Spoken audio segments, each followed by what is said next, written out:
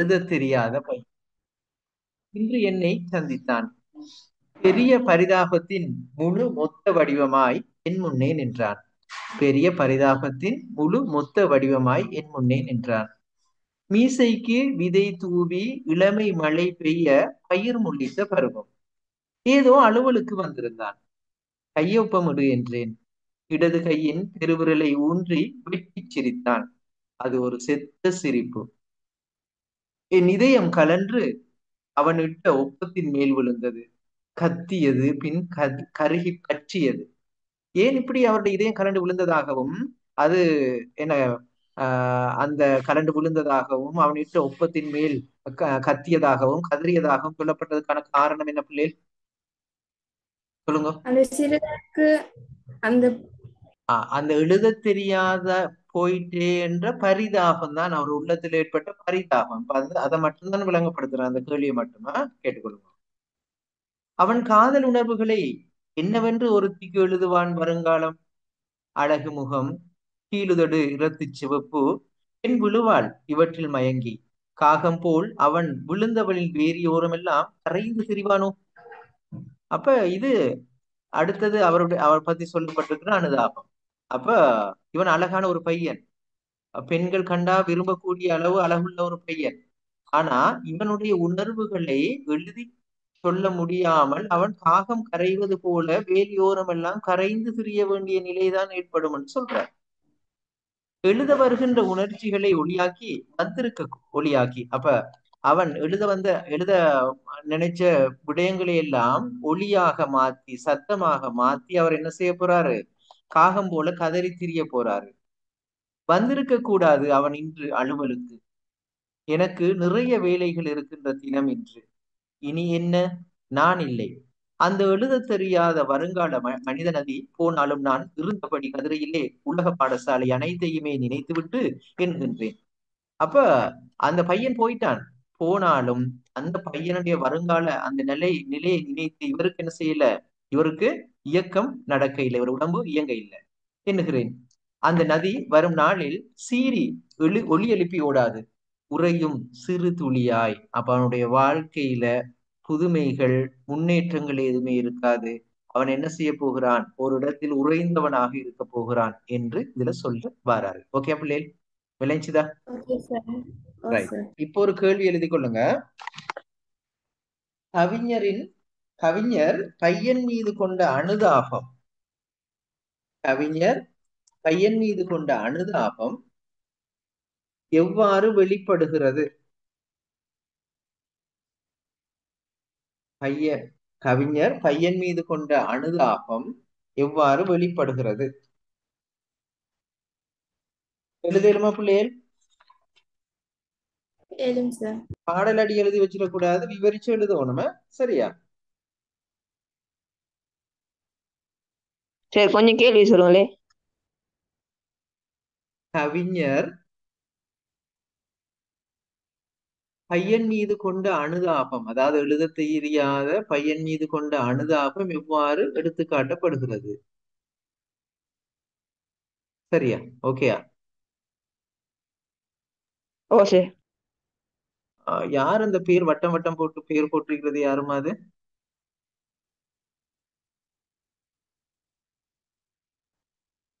பேரை சரியா போடுங்க.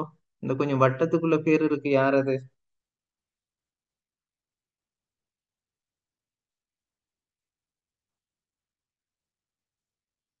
இல்மாவா?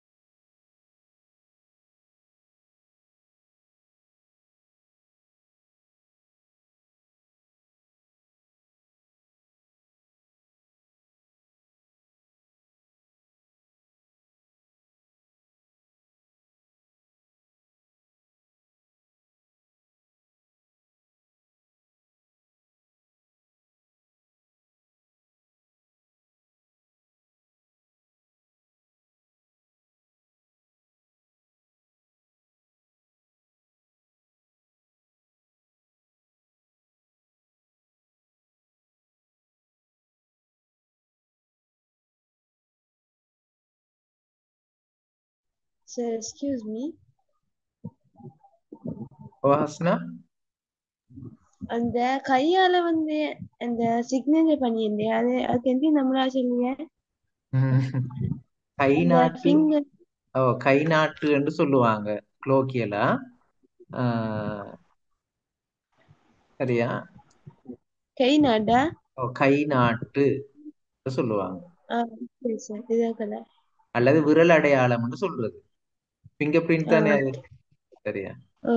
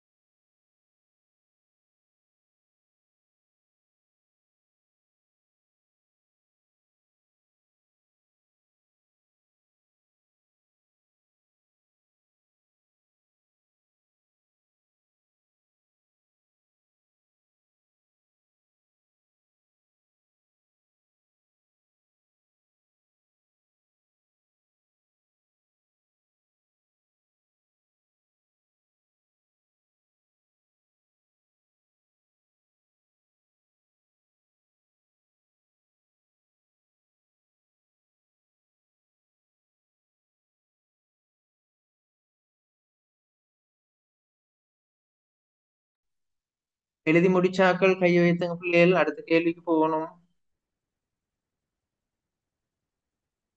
அம்னா வாசிங்கள நீங்க எழுதினத.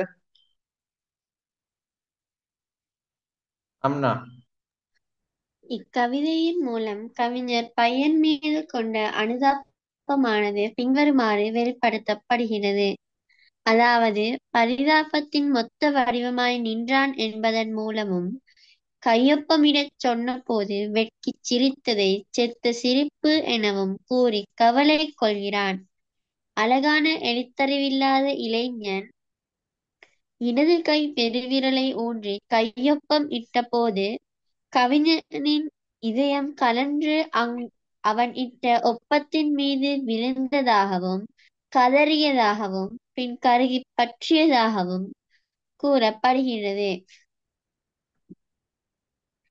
என்பதின் மூலமும், தன் காதல் உணர்ச்சிகளை எவ்வாறு வெளிப்படுத்துவான் எனவும் கவலை அடைந்தது மட்டுமன்றி, மேலும் அலுவல்கள் நிறைந்த தினமான இன்று அவன் வந்திருக்கக் கூடாது என்று அவன் ஏற்படுத்திய தாக்கம் தனது வேலைகளை பார்க்க முடியாது செய்துவிட்டதே என ஆதங்கப்படுவது மூலமும், மேலும் உலக பாடசாலைகளை நினைத்து அந்த இளைஞனுக்கு எழுத்தறிவும் கல்வியும் கிடைக்கவில்லையே என வேதனைப்பட்டது மட்டுமன்றி, எதிர்காலத்தில் பிரவகித்து ஓட வேண்டிய இளைஞன் சிறு துளியாய் உறைந்து விடுவான் என கழிவிரக்கம் கொள்வதன் மூலமும் பையன் மீது கவிஞர் கொண்ட அனுதாபமானது வெளிப்படுத்தப்படுகிறது. Okay, good good. மற்ற எழுதி முடிச்சார்கள் கையெழுத்து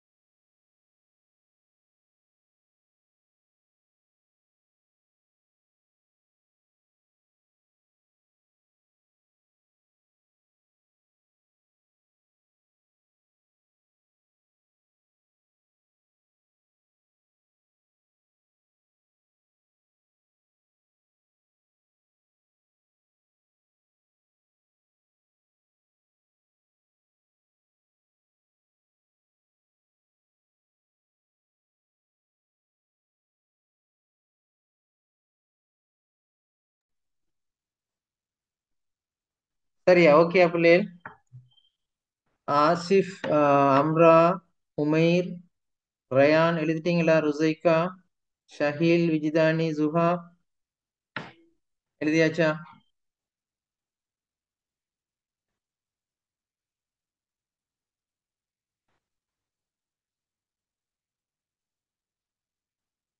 ரைட். அடுத்த கேள்வி எழுதி கொள்ளுங்க பிள்ளைகள். பையன் எவ்வாறு சித்தரிக்கப்பட்டிருக்கிறான்? அல்லது எழுதத் தெரியாத பையன் எவ்வாறு சித்தரிக்கப்பட்டிருக்கிறான்? கேள்வி எழுதி கொள்ளுங்க. எழுதத் தெரியாத பையன் எவ்வாறு சித்தரிக்கப்பட்டிருக்கிறான்? ரைட், எழுதிட்டீங்களா? ஏன் பிள்ளைகள் யாரும் பேச மாட்டீங்களா? ரைட். அப்ப பாருங்க, அதுல உள்ளடக்க வேண்டிய விஷயங்களை நான் இப்ப ஹைலைட் பண்றேன். அந்த எழுதத் தெரியாத பையன் இன்று என்னை சந்திக்க வந்தான். அலுவலுக்கு வந்த விஷயம் சொல்ல வரும். அடுத்தது சொல்றாரு என்னன்னா, பெரிய பரிதாபத்தின் முழு மொத்த வடிவமாய் என் முன்னே நின்றான்னு சொல்றாரு. அவரை பார்க்கிற நேரமே ஒரு பரிதாபம் வருது. அந்த பையனை பார்க்கின்ற பொழுதே ஒரு பரிதாபம் வருகிறதாக சொல்லப்பட்டிருக்கிறது. சரியா? ஆகவே இதுவும் என்ன, அவரு அந்த பையனை பத்தி சொன்ன விஷயம்தான் இது. எழுத தெரியாத பையன் என்று சொல்லியிருக்கிறாரு. அவரை சந்திக்க வந்ததாக சொல்லியிருக்கிறாரு. அந்த பையனை பார்க்கின்ற பொழுதே பரிதாபத்தினுடைய முழு மொத்த வடிவமாக நின்றிருக்கிறார். அடுத்து பாருங்க, மீசைக்கு விதை தூவி இளமை மழை பெய்ய பயிர் முளைத்த பருவம். ஏண்டா என்ன, இப்பதான் அவன் இளமை பருவத்தை அடைகிறான். இப்பொழுதுதான் அவனுக்கு மீசை வளர்கிறது. அப்ப சிறிய பையன் அவன். ஏதோ அலுவலுக்கு வந்திருக்கிறான். கையொப்பமிடு என்றேன். இடது கையின் பெருவிரலை ஊன்றி வெட்கிச் சிரித்தான். ஒரு செத்த சிரிப்பாக, உணர்ச்சி இல்லாத ஒரு சிரிப்பாக, உயிர் இல்லாத சிரிப்பாக அது இருந்தது. ஏன்? அந்த சிரிப்புக்கு காரணம் என்ன? தன்னால கையொப்பம் இட தெரியாதே என்ற அந்த வெட்கம் அவனை சூழ்ந்திருக்கிறது. அதனால அவன் எப்படி சிரித்தான்? ஒரு உணர்ச்சி இல்லாத, உயிர் இல்லாத ஒரு சிரிப்பை சிரித்திருக்கிறான். அவன் காதல் உணர்வுகள் என்னவென்று ஒருத்திக்கு எழுதுவான் வருங்காலம் என்று நினைக்கும் அளவுக்கு அவன் இருந்தான். அவனுடைய உணர்ச்சிகளை மற்றொருவருக்கு எழுதி தெரிவிக்க முடியாத நிலையில் அவன் இருப்பதாக இவர் சொல்றாரு. சரியா பிள்ளைகள்? ஓகேயா? விளங்குதா நான் பேசுறது? ஓ சார். Right, okay. இல்லைங்க வரேன். அப்ப அப்ப அழகு முகம், கீழுதடு இறத்து சிவப்பு, பெண் விழுவாள் இவற்றில் மயங்கி. இதெல்லாம் என்ன, அவன் சித்தரிக்கப்பட்டிருக்கிற விதம். அழ அழகான முகம் வச்சிருக்கிறான். உதடு அவன் சிவப்பாக இருக்கிறது. அவனை கண்டால் பெண்கள் விரும்பக்கூடிய வகையாக அவன் இருக்கிறான். ஆனால் காகம் போல் அவன் விழுந்தவள் வேலி ஓரமெல்லாம் கரைந்து திரிவானோ, எழுத வருகின்ற உணர்ச்சிகளை ஒளியாக்கி. ஆனா இவருக்கு இதெல்லாம் நடக்கும். ஆனா தனக்கு எழுகின்ற அந்த உணர்ச்சிகளை அவனால எழுத முடியல. அவன் சத்தமாகத்தான் அதை வெளிப்படுத்த வேணும். ஆகவே காகம் கரைவது போல அவன் கரைந்து திரிவானோ என்று நினைக்கும் அளவுக்கு அவன் இருக்கிறான். சரியா? அடுத்தது பாருங்க. அடுத்தது எழுத தெரியாத, அவன் எழுத தெரியாத ஒரு வருங்கால ஒரு நதி ஸ்தம்பித்து போறது போல் அவனுடைய வாழ்க்கை ஸ்தம்பித்து போய்விடும், நின்றுவிடும் என்று சொல்லும்படியாக அவன் இருந்திருக்கிறான். சரியா? ரைட். இவ்வளவும் என்ன, அந்த பையன் சித்தரிக்கப்பட்ட விதம் எடுத்து காட்டப்பட்டிருக்கிறது. எழுதுறீங்களா பிள்ளைகள்? ஓகேயா? Okay sir. ரைட், எழுதுங்க.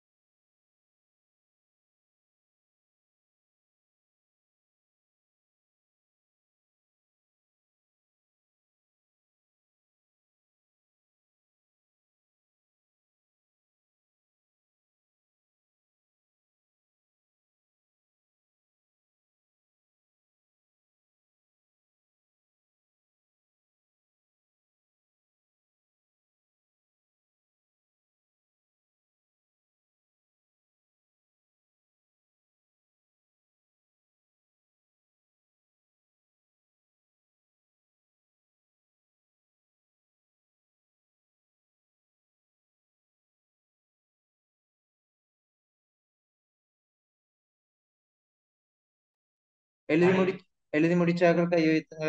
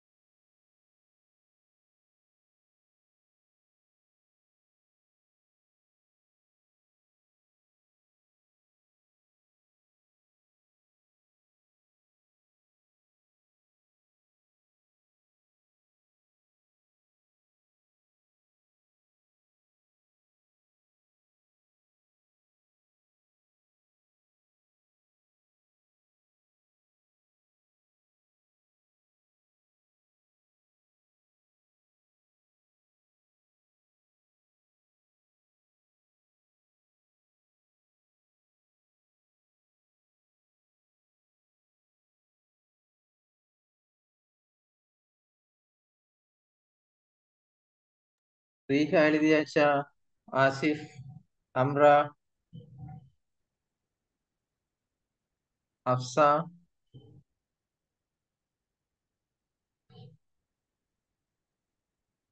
ரீகா வாசிங்க நீங்க எழுதினது.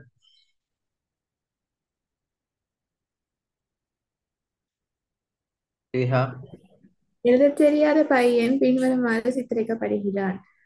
எழுதத் தெரியாத பையன் தன்னை சந்தித்ததாக கவிஞர் கூறுகிறார். மேலும் அவன் பெரிய பரிதாபத்தின் முழு வடிவமாகவும் காட்சியளித்ததாகவும் கூறுகிறார். அத்துடன் அவனது தோற்றத்தையும் கூறுவதன் மூலமும் அவன் சித்தரிக்கப்படுகிறான். அதாவது மீசை சிறிதளவு வளர்ந்ததாகவும் இளமையை அடைந்திருக்கிறான் என்றும் கூறுவதனூடாகவும் அவனது தோற்றம் சித்தரிக்கப்படுகிறது. மேலும் கீழுதடு இரத்த சிவப்பு அழகான முகத்தை உடையவன் பெண்களே மயங்கும் வண்ணம் தோற்றத்தை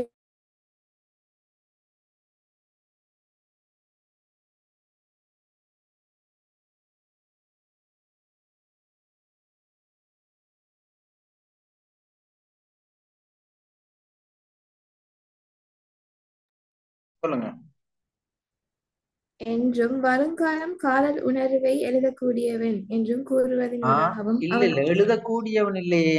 அவன் உணர்வுகளை அவனை எழுத தெரியாம இந்த அவனுக்கு எழுத்து தெரியாது தானே. காகம் கரைவது போல வீதியோரம் எல்லாம் கரைந்து திரிவான் என்று சொல்லப்பட்டது. விளைச்சா ரீகா? அவனுக்கு எழுத தெரியாது. அவனுக்கு வருகின்ற உணர்வுகளை அவனுக்கு எழுத தெரியாதனால காகம் உணர்வுகளை ஒளியாக்கி காகம் கரைவது போல் கரைந்து திரிவான் என்றுதான் சொல்லப்பட்டது. சரியா?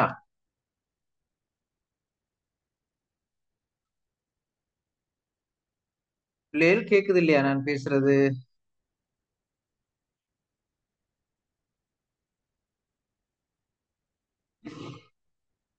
நான் பேசுறது கேக்குதா பிள்ளைகள்? ஏன் பிள்ளைகள் அதை ஓன்று சொல்றதுக்கு அவ்வளவு நேரம்? ரைட். ஓகே, எழுதி முடிச்சிட்டீங்களா? எழுதி முடிச்சவங்க ஹேண்ட் ரைஸ் பண்ணுங்க.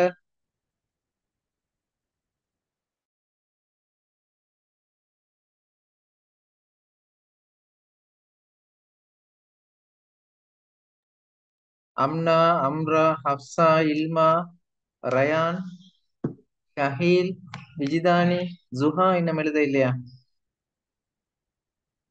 அப்ப அடுத்தது இதுல இருக்கின்ற அணிகளை நாங்க பார்ப்போம் பிள்ளைகள். என்ன அணிகள் இருக்குன்னு சொல்லி யாராவது இனம் கண்டு வச்சிருக்கிறீங்களா? இதுல இருக்கிற அணிகளை அணிகள் யாராவது இனம் கண்டு வச்சிருக்கிறீங்களா? அந்த எழுத தெரியாத பையன் இன்று என்னை சந்திக்க வந்தான். பெரிய பரிதாபத்தின் முழு மொத்த வடிவமாக என் முன்னே நின்றான். இசைக்கு விதை தூவி இளமை மழை என்று சொல்றது என்ன அணி? இளமை மழை என்றது என்ன அணி?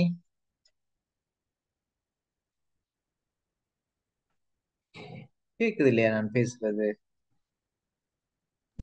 கேக்குது. அது சொல்லுங்க சொல்லுங்க பிள்ளைகள், இளமை மழை என்றது என்ன அணி? உருவக அணி. சரியா?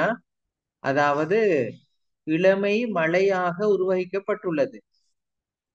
அதாவது பயிர் முளைத்த பருவம். அதாவது இளமை மழை பெய்து பயிர் முளைத்த பருவம். இந்த பயிர் என்று சொல்றதும் என்ன? இளமையத்தான் சொல்லுது. சரியா? ஓகேயா? அப்ப இங்க இளமை மழை என்றது ஒரு உருவக அணி, பயிர் என்று சொன்னதும் இன்னொரு உருவக அணி. இளமைய பயிராகவும் சொல்லப்பட்டிருக்கு, மழையாகவும் சொல்லப்பட்டிருக்கு. ரைட், ரெண்டு உருவக அணி பார்த்துட்டோம். ஏதோ அலுவலுக்கு வந்திருந்தான். கையொப்பமிடு என்றேன். இடது கையை பெருவிரலை ஊன்றி வெட்கி சிரித்தான். அது ஒரு செத்த சிரிப்பு. ரைட். என் இதயம் கலன்று அவனிட்டு ஒப்பத்தின் மேல் விழுந்தது, கத்தியது, பின் கதறி பற்றியது, கருகி பற்றியது. அவன் காதல் உணர்வுகளை என்னவென்று ஒருத்திக்கு எழுதுவான் வருங்காலம். அழகு முகம், கீழுதல் இரத்த சிவப்பு, பின் விழுவாள் இவற்றில் மயங்கி. காகம் போல் அவன் விழுந்தவளின் வேலியோரம் எல்லாம். இதுல என்ன அணி இருக்கு? உவமையணி. உவமானம் என்ன? காகம் கரைதல் என்றது உவமானம். காகம் கரைதல் என்றதுதான் உவமானம். உவமேயம் என்ன? எழுத தெரியாத பையனின் உணர்ச்சிகள். விளைஞ்சுதா? எழுத தெரியாத பையனின் உணர்ச்சிகள். அப்ப புதுத்தன்மை என்ன? கரைதல் அல்லது ஒளி எழுப்புதல். பேசுங்க உன் பிள்ளைகள். கரைதல் அல்லது ஒளி எழுப்புதல். ஓகே? Okay sir. ரைட். இதுல உவமை உறுப்பு என்ன? கோல். ரைட். அப்ப ரெண்டு உருவக அணியும் ஒரு உவமை அணியும் பார்த்துட்டோம். கரைந்து திரிவானோ, எழுத வருகின்ற உணர்ச்சிகளை ஒளியாக்கி வந்திருக்க கூடாது அவன் இன்று அலுவலுக்கு. எனக்கு நிறைய வேலைகள் இருக்கின்ற தினம் இன்று. இனி என்ன? நான் இல்லை. அந்த எழுத தெரியாத வருங்கால மனித நதி. இது என்ன? எழுத தெரியாத வருங்கால மனித நதி என்றது என்ன அணி? உருவக அணி. உருவக அணி. போனாலும் நான் இருந்தபடி கதிரையிலே உலக பாடசாலை அனைத்தையுமே நினைத்துவிட்டு எண்ணுகிறேன். அந்த நதி வரும் நாளில் சீறி ஒளி எழுப்பி ஓடாது, உறையும் ஒரு துளியாய். அப்ப இங்க நதி என்று சொன்னது என்ன? இந்த இடத்துல நதி என்று சொன்னது என்ன? அவனுடைய வாழ்க்கை, எதிர்காலம். சரியா? இங்க நதி அங்க வருங்கால மனித நதி என்று சொன்னது அந்த அவனுடைய அந்த பையனை குறிக்கிறது. சரியா? இவ்விடத்துல என்ன குறிக்கிறது? இந்த நதி என்றது அவனுடைய எதிர்காலத்தை குறிக்கிறது. ஓகேயா? எழுதுறீங்களா அப்ப? சரி சார். சார், ஓ, என் இதயம் கலன்று அவன் இட்ட ஒப்பத்தின் மேல் விழுந்து கத்தியது, பின் கருகி பற்றியது அந்த உயர்வு நவிச்சி அணியா வர. உயர்வு நவிச்சி அணியாக அவடத்துல சொல்லலாமா? அத இயலாது சார், எக்ஸ்கியூஸ் மீ. ஓ, அந்த நீங்க ஃபர்ஸ்ட்டுக்கு அந்த இளமை மலை அதை சொன்ன அப்படின்னா ஒரு உருவகணி சொன்னேன். பயிர் இளமை மழை என்று அது சொல்றது எப்படி சொன்னாலும் இளமை மழையாக உருவகணி உருவாக்கப்பட்டுள்ளது. அதெல்லாம் சார் என்ன ஒண்ணு சொன்னேன். பயிர் பயிர் முளைத்த பருவம் என்றால் இளமையத்தான் பயிராகவும் சொல்லப்பட்டிருக்கு. அவர்கள் இளமை அப்ப இளமை உருவாக்கப்பட்டது வர இளமை மழை என்றது ஒரு உருவக அணி. இளமை பயிராக உருவகிக்கப்பட்டிருக்கின்றது இன்னொரு உருவக அணி. ஓகேயா? Okay sir. ரைட், எழுதுங்க. சார்,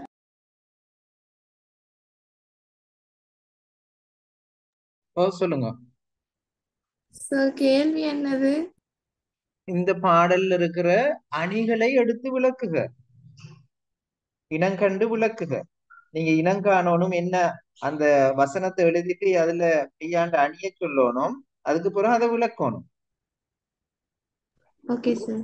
உருவகத்தை விளக்குறேன்டா எது எதுக்கு உருவகிக்கப்பட்டிருக்கிறதுன்னு சொல்லணும். ஓமையை விளக்குறேன்டா ஓமான ஓமைன்னு சொல்லணும்.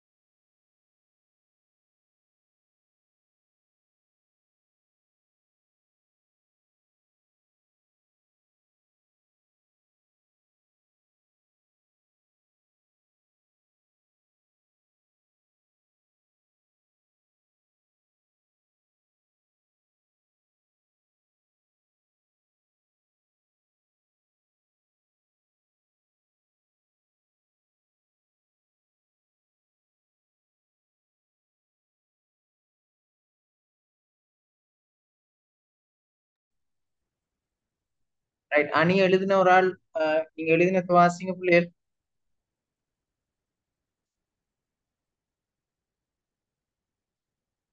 எழுதின ஒரு ஆள் உங்களோட அணிய வாசிங்க. உருவக அணி உருவக அணி இளமையானது மலைக்கும் பயிருக்கும் உருவகிக்கப்பட்டுள்ளது. எழுதத் தெரியாத வருங்கால நிலங்களே மனிதனது. நிலங்களே அந்த வசனம் வந்து 2 வந்தா பட்டுள்ள நேண்டே முடியணும். அம்னா.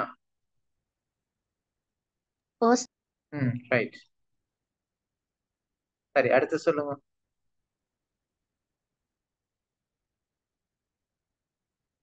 அடுத்து சொல்லுங்க. உவமை அணி காகம் போல் அவன் விழுந்தவளின் வேர் ஓரமெல்லாம் என்பதின் மூலம் உவமானமாக காகம் கரைதலும், உவமேயமாக எழுதத் தெரியாத பையனின் உணர்ச்சிகளும் பொதுத்தன்மையாக கரைதலும் உவமை உருவாக போலும் ம் பயன்படுத்தப்பட்டுள்ளன. ஓகே. அடுத்தது. உருவக அணி ம். எழுதத் தெரியாத வருங்கால மனிதன். ம். ஏன் சொல்லிட்டு சொல்லிட்டு மைக் ஆஃப் பண்றீங்க? சொல்லி முடிங்க இல்லையா அதை? அதை எப்படி விளக்குனீங்க நீங்க?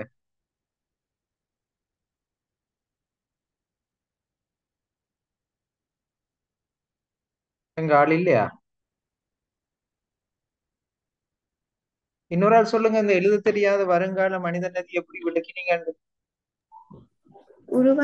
மனித நதி உருவக அணி மனிதன் நதியாக உருவகிக்கப்பட்டுள்ளான். Okay, right.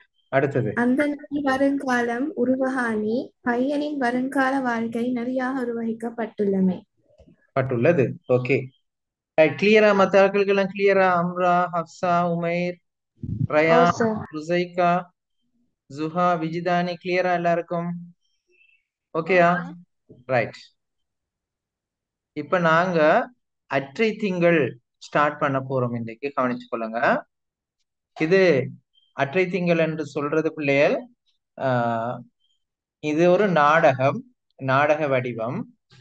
சங்க காலத்துல காணப்பட்ட ஒரு பாடலை அடிப்படையாக கொண்டு இது நாடகமாக உருவாக்கப்பட்டு இருக்கிறது.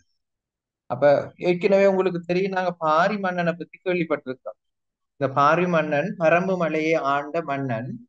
இவன் வீரமும் கொடையும் மிக்கவனாக காணப்பட்டான்.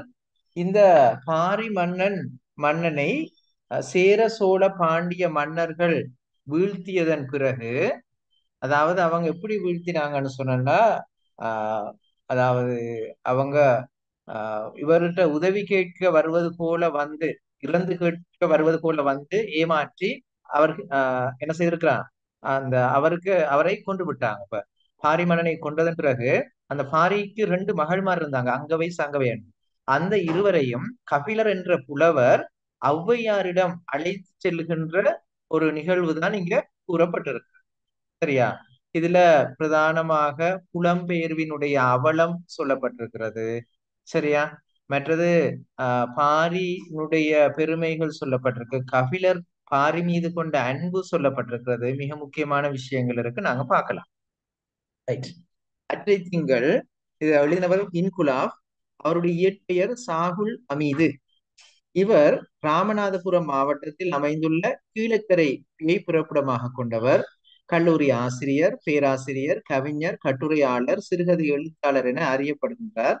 நவீன நோக்குடைய நாடகத்தினூடாக அண்மை காலமாக புகழ் பெற்று வருகிறார். ரைட். பற்றை திங்கள் என்று போட்டுட்டு இந்த இன்குலாப் பற்றின குறிப்புகள் அவசரமா எழுதி கொள்ளுங்க பிள்ளை. சரியா? Okay sir.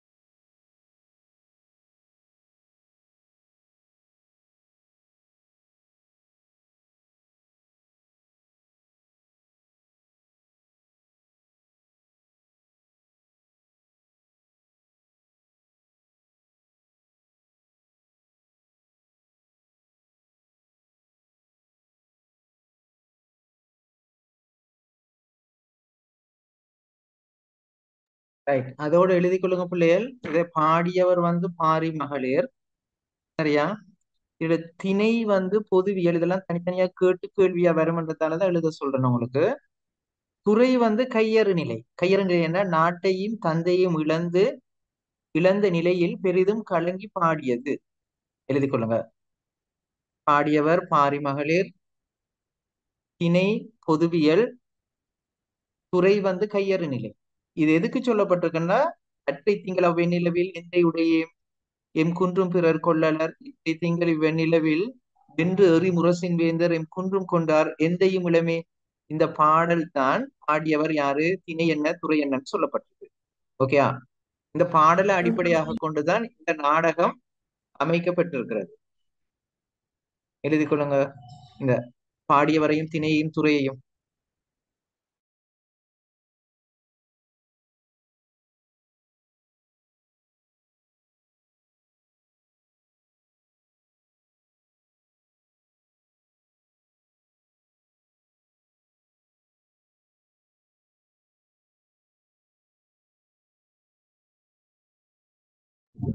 சார் நீங்க ஹைலைட் பண்ணி அந்த பாட்டே மெல்லுவோம்மா. இல்ல இல்ல, பாட்டு இல்ல.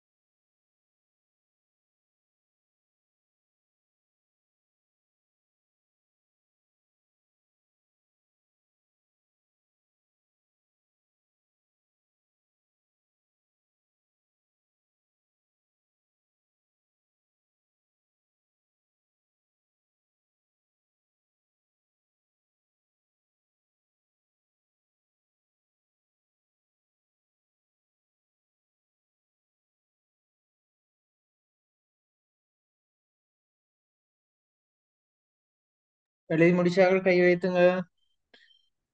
அவசர அவசரமா கை வைத்தினா அடுத்ததுக்கு போயிடலாம் பிள்ளைகள். அவசரமா எழுதுங்க.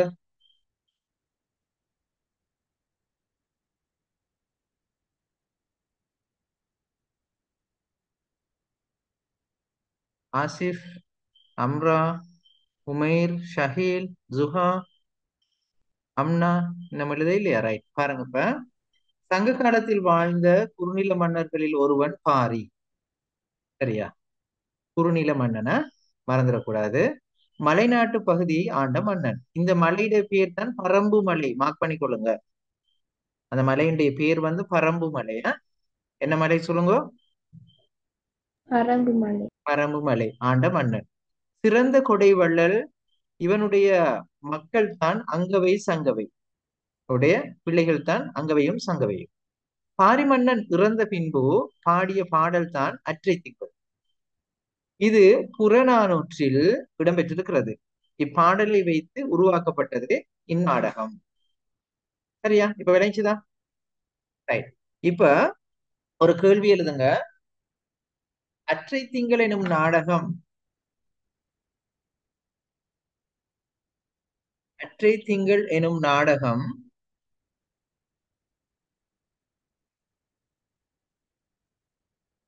எழுவதற்கு காரணமாக இருந்த விடயங்கள் எவை? அற்றை திங்கள் எனும் நாடகம் எழுவதற்கு காரணமாக இருந்த விடயங்கள் எவை? இந்த பந்தியில இருக்கிற விஷயங்கள் தான் அந்த காரணம். ஓகேயா? Okay sir. எழுதுங்க, அவசரமா எழுதுங்க.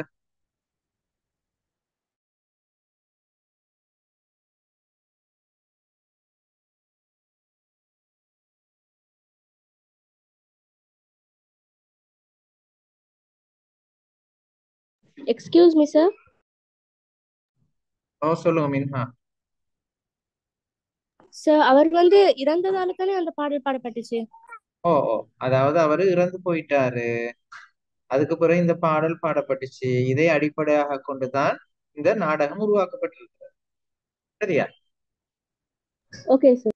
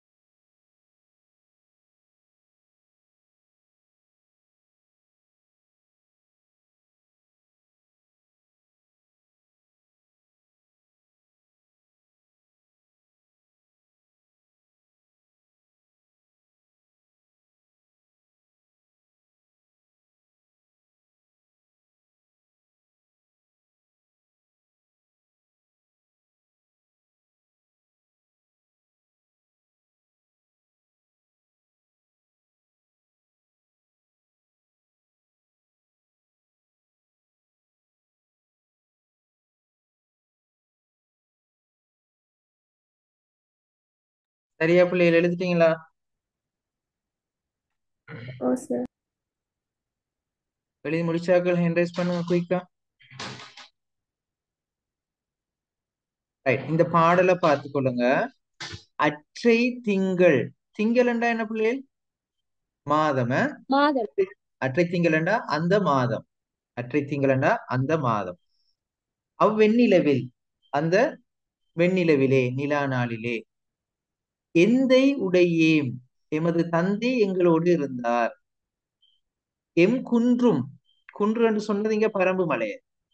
பிறர் கொள்ளார், யாரும் பறித்து கொள்ளவில்லை. அந்த மாதத்தினுடைய அந்த வெண்ணிலவிலே தந்தையும் எங்களோடு இருந்தார். யார் இந்த தந்தை? யாரு? பாரி மன்னன். பாரி மன்னன் எங்களோடு இருந்தார். எம் குன்று, இந்த குன்று எது? பரம்பு மலை. பரம்பு பரம்பு மலையையும் யாரும் எடுத்துக்கொள்ளவில்லை. இற்றை திங்கள், அதாவது இந்த மாதத்தினுடைய இவ்வெண்ணிலவிலே, இந்த வெண்ணிலவிலே வென்று என்றா வெற்றி பொருந்திய, வென்று எறி முரசின் வேந்தர், அதாவது முரசு முழங்கக்கூடிய அரசர்கள். யார் இந்த முரசின் வேந்தர்? யாரு? சேரர் சோழர் பாண்டியர். சேர சோழ பாண்டியர்கள். எம் குன்றும் கொண்டார், எங்களது மலையையும் பறித்து கொண்டார்கள். யாம் எந்தையும் இளமே, எங்களுக்கு இப்பொழுது தந்தையும் இல்லையே. இன்னொருக்க பாருங்க, அந்த மாதத்தினுடைய அந்த வெண்ணிலவிலே தந்தையும், எங்களோடு தந்தையும் இருந்தார், எமது குன்றையும் யாரும் பறித்துக் கொள்ளவில்லை. இந்த மாதத்தினுடைய இந்த வெண்ணிலவிலே வெற்றி பொருந்திய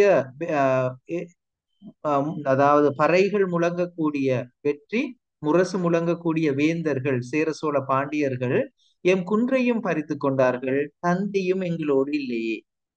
ஓகேயா? பாடல் எழுதி அதனுடைய பொருள் எழுதி கொள்றீங்களா? எழுமா? சார், அந்த வென்று என்றா வந்து வெற்றி பொருந்திய ஓ ஓ ஓ வெற்றி.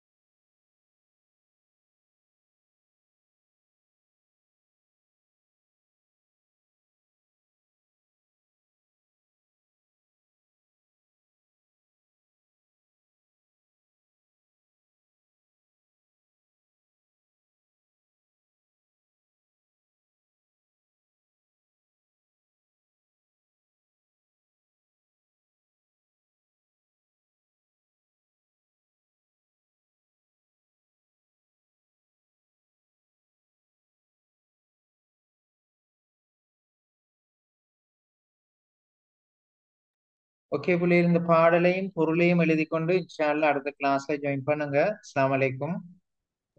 வாலைக்கும் சலாம் சார். Okay sir.